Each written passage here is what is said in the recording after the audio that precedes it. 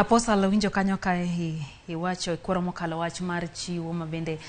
ikwayo mondo mi kitamba kata mauta malaki 3:10 kanyo wacho ni ji okel mwandu e od Nyasaye mondo od Nyasaye obed gi chiemo. Nyiswa kama wang'ade lai mwang'eyo ni mato kora kelo kaluwore gi Biblos to mato koro okane kadhi kochomore gi Biblos ter. Nyise jalo man majai kata ja Kristo mondo mi ong'e kama nyalo ng'ade lai makare mar ng'eyo ni to mato kora golo kotendre kod wach Nyasaye to mani to kora golo yo mar mecho ka bende moko kuom gi yudo ki imi gik moko magalagali tingi dok go pacho. Okay, muma wacho male ni chiuru no chiuno mabe wacho ni chiwo kelo hawe moloyo kawo to kochuni kikuchiu koda chune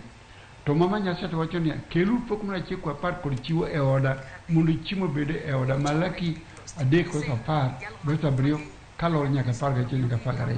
en mama ler malongo kabisa ni kuchiwo to Nyasaye biro yawu dhod piru polo mondo biro bile lweti nikech moje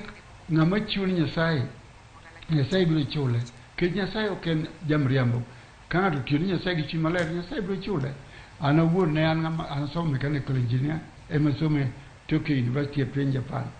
to kane Nyasaye lunga mala yali Injili poka kwichi nyaka chike wono to se wute pinje chal ka tieko to Nyasaye mayaw dhoudi okan mayaw dhot ani mayie to ka koro yie maneno tich Nyasaye timo kuma to gibiro to kata kanisa ma Power of Jesus Lord Church wange kod chuny mar keto ji gi nguvu ni nyaka igol ng'ato neno ber mar Nyasaye to Injili moyalo gi mono gera mang'eny makonyo ji omiyo ji chiwo yo mayot ma ok chan ng'ato to miketo ne ng'ato chik ni gol kama mano en tim dhano ok mar Nyasaye.